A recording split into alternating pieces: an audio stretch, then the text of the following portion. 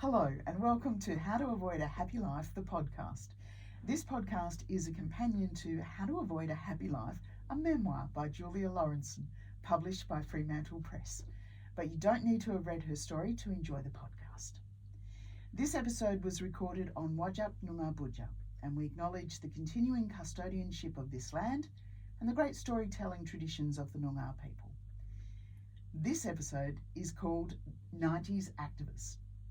I'm Danae Gibson, and before we start this podcast, I'm going to talk a little bit to Julia about why this topic.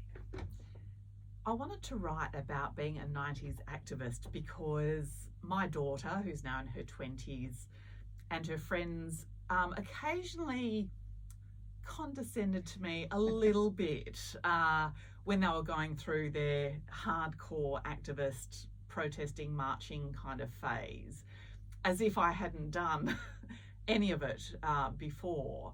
And I thought it was one of those things that gets lost in history, because it is marginalised and on the fringes and in opposition to the mainstream. You don't often hear about the protests of previous generations unless they were really outstanding. But in my day, we did a lot of protesting. It was just part of what we did in our early 20s. So I wanted to reflect on that and reflect on the way I was thinking about it at the time when I did it. It had a social impact as well as a political impact, well, probably, in fact, more than a political impact on the way we built our own communities, didn't it? It did. That was the place where you met people, where you'd have yarns afterwards. So after a march or whatever, you'd all go to a local cafe or someone's house and continue on. And that was really the way that we built communities in those days before social media. It was an in-person, front up kind of business.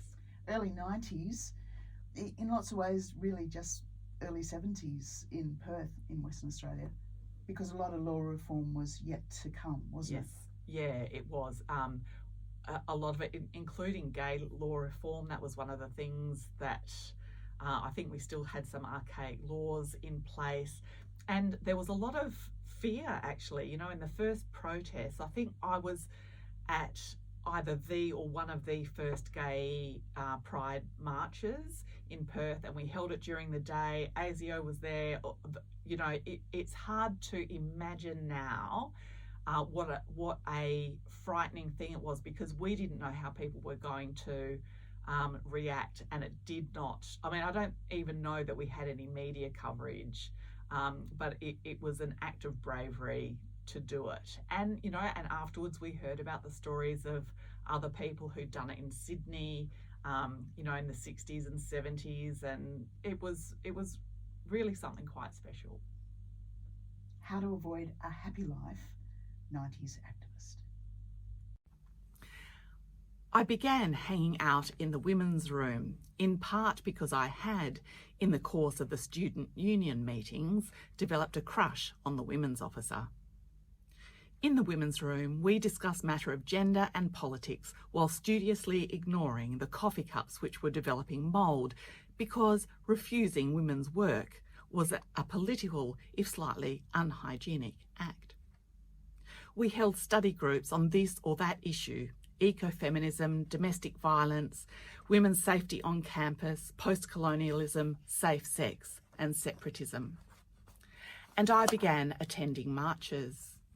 My first was an early gay pride march, held in Perth one afternoon in October 1990. As I recall, the organisers were so nervous about the possibility of reprisal or police brutality that the marches were more subdued than you might imagine. We sat on the steps of the Cultural Centre afterwards, listening to the history of the Stonewall marches and being implored to fight for change. I remember someone pointing out to me the ASIO folk who were following and documenting.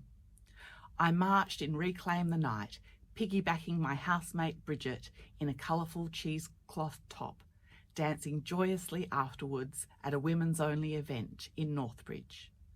There was a protest against the Iraq War, later the First Gulf War, logging and other topical marches. I was not convinced that the marches achieved anything by way of raising consciousness or changing people's minds. The crowds appeared mostly indifferent and occasionally sneering. Late 20th century Australian apathy was alive and well, and unless there was positive press coverage, I wasn't sure what effect they were having. But they were great for community building and making you feel as if you're part of something bigger than yourself. Then I entered the more exciting, because more risky, realm of civil disobedience. A bunch of us engaged sporadically in political graffiti. At the university, after a few middies of port one Friday evening, we graffitied something to do with the university's management on the sandstone walls. We graffitied stop signs around Perth so that they read, "Stop Child Abuse." We spray painted, "Curse this gun that it may go flaccid," on the limestone wall underneath the World War II naval gun on Buckland Hill in Mosman Park, preferring biblical diction to clarity. Also at the university, we held a sit-in of the Vice-Chancellor's office. I am embarrassed to report that it wasn't about accepting donations from fossil fuel companies or the university's reluctance to implement recycling or some other worthy cause. It was about the introduction of parking fees for students. In our defence, we recognise that this was a shift towards the corporatisation of university education. However, I worried that it trivialised protest, of standing up for the voiceless, the overlooked and the powerless, which is what we thought we were doing the rest of the time. Besides, the same people who protested were the same people who were already trying to alert the world to climate change and the evils of car usage. After this, I reflected that some people involved in protests seemed to enjoy the oppositional nature of it and or had their eye on their own futures in political parties. Besides, my own tendency to psychoanalyse myself and everyone else made me suspicious of my own motives for protesting. Sometimes I too felt that I was protesting a more generalised sense of grievance rather than wanting to exhort change in government policy. Whinging in its adult form. My misgivings did not stop me from enjoying the antics of my fellow protesters. One of my housemates, Luca, impressed us all during a protest against the development of remnant bushland at Perth's Hepburn Heights. The protest was the most well-organised one I'd come across, involving lawyers and lobbying, as well as the usual marching and shouting. There were acts of vandalism, pouring sand into machines used for clearing, as I recall, as well as timetabled protesting by sitting in front of bulldozers. One of the bulldozer drivers tried to intimidate the protesters by lifting the bucket above their heads and moving slowly forward. Luca, in full view of spectators and the media, stood his ground. When the dozer kept going forward, Luca leapt up, hung on to the tines on the lip of the bucket, and then dangled above the ground while the operator swore from his cabin about dirty, stinking hippies. I attended a few forest protests, but they weren't covered by the media, so I couldn't see the point. However, I had joined an animal activism group. We had marched in protest of live sheep exports, and then, one winter's day in 1990, the call came for volunteers to protest an actual sheep ship. The organiser had alerted the media and purchased the chains and padlocks with which to affix ourselves to the ship. I had recently shaved my hair off, hoping to look serene like a Buddhist nun, but actually looking more like Sinead O'Connor with poorer bone structure. And so I donned a rainbow-coloured cheesecloth scarf and prepared to suffer on behalf of the speechless sheep. We met in Fremantle and walked to the wharf. The odour of piss, dung and lanolin was thick in the air as we made our way to the ship, chains heavy in our backpacks. Unfortunately, we were unable to actually get onto the ship on account of the sheep, who were being loaded as we arrived. We had to make do with wrapping chains around our wrists and then around the railings of the gangway up which the sheep were being herded. We tried to appear aggrieved and righteous in front of the assembled news cameras, but all I felt was awkward and uncomfortable. The sheep were alarmed by the chains and the chanting, and they bleated as they scrambled up into the reeking ship. The wharfies cursed us as they worked. One, standing at the top of the gangway, threatened to step on my fingers. I was saved by the providential appearance of my wharfie stepfather, who barked, "Oi, leave off, that's my stepdaughter." My arrest made the evening news and the morning papers. This gave me a brief but enjoyable bit of cachet at the university.